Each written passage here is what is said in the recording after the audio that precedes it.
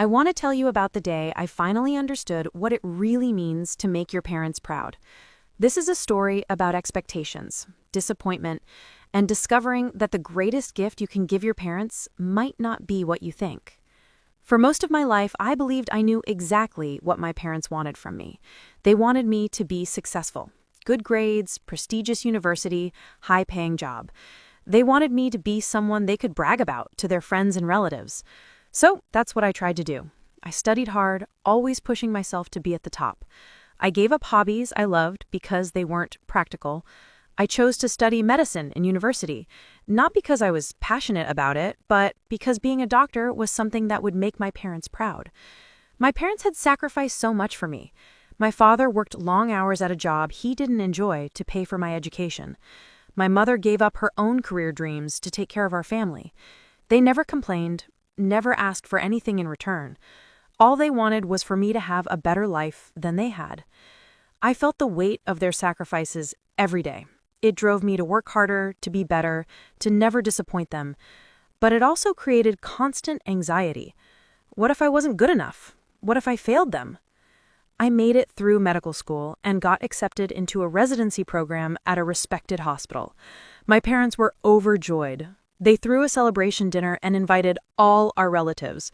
"We're so proud of you," my mother said, tears in her eyes. "Dr. Chen, our daughter the doctor." I smiled and accepted congratulations, but inside, I felt empty. This was supposed to be my moment of triumph. So why did I feel so hollow?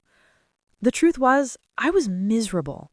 I dreaded going to work every day. The long hours, the pressure, the constant exposure to sickness and death, it all drained me. But I couldn't admit this to anyone, especially not my parents. How could I tell them their sacrifices had been for nothing? I pushed through for 2 more years, becoming increasingly exhausted and depressed. I started having panic attacks before shifts. I lost weight. I stopped seeing friends. I was succeeding on paper, but inside, I was falling apart. Then one Sunday at dinner with my parents, I asked my mother something I'd never asked before. "Mom, were you happy when you gave up your career to take care of us?" She was surprised. "What kind of question is that?" "I want to know. Do you regret it? Do you wish you had made different choices?" My mother sat down next to me. "Sometimes I wondered what my life would have been like. I wanted to be a teacher, you know. I loved teaching." She smiled sadly. "But I don't regret my choice. It brought me joy in its own way." "But what if I'm not happy doing what I'm doing? What if I made the wrong choice?" "Are you talking about being a doctor?" my mother asked with concern. And suddenly, everything came pouring out.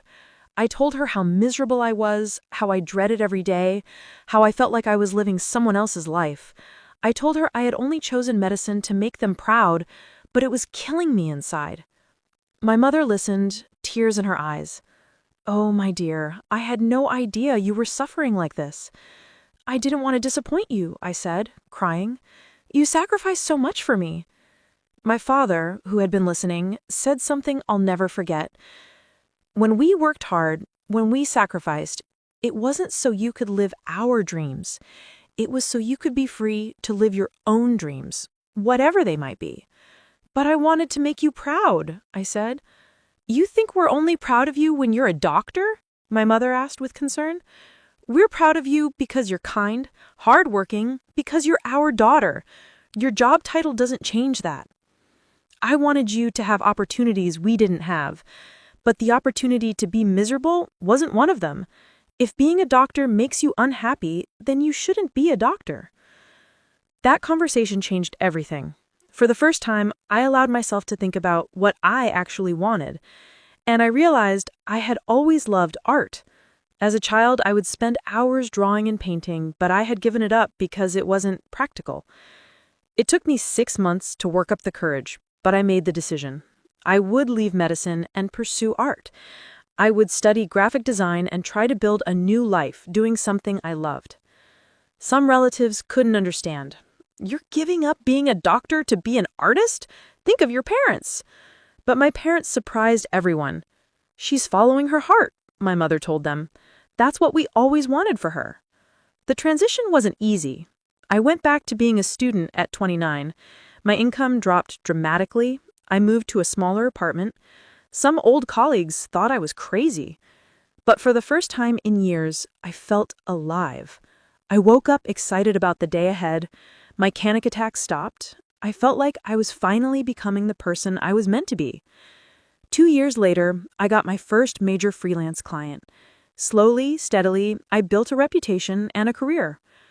3 years after leaving medicine, I had my first art exhibition. It was small, nothing fancy, but it was mine. My parents came to the opening night, and I watched them look at my paintings and designs on the walls. My mother stopped in front of a portrait I'd painted of her in the kitchen from that Sunday when I told her the truth. She stood there for a long time, then turned to me, crying. "This is beautiful. You're so talented." "I'm sorry it took me so long to figure this out," I said. "I'm sorry I wasted so many years." My father put his arm around me. "You didn't waste anything. Every experience made you who you are today. And we couldn't be more proud of the person you've become." "Really? Even though I'm not a doctor? Even though I don't make as much money?" "Really," my mother said firmly. "You know what makes us proud? Watching you be brave enough to change your life. Seeing you pursue your passion instead of living for approval. Knowing that you're happy and living authentically, that's what makes us proud." That night, I finally understood. Making your parents proud isn't about achieving certain milestones or meeting expectations. It's not about the job you have, the money you make, or the status you achieve. Making your parents proud is about being true to yourself. It's about having the courage to live authentically, even when it's hard. It's about choosing happiness over approval, passion over prestige. Good parents don't want you to be successful by society standards. They want you to be happy. They want you to be kind. They want you to be you, whoever that is, whatever that looks like. All those years, I thought I was making my parents proud by becoming a doctor, but I was actually just making them worried because they could see I was unhappy. When I finally chose to follow my own path, when I chose happiness over expectation, that's when I truly made them proud. Now, 5 years later, I have a thriving design business. I still paint in my free time. I wake up every day grateful, and when my parents visit my studio and see me happy and fulfilled, I can see the genuine pride in their eyes. Not pride in my accomplishments, but pride in my courage to be myself.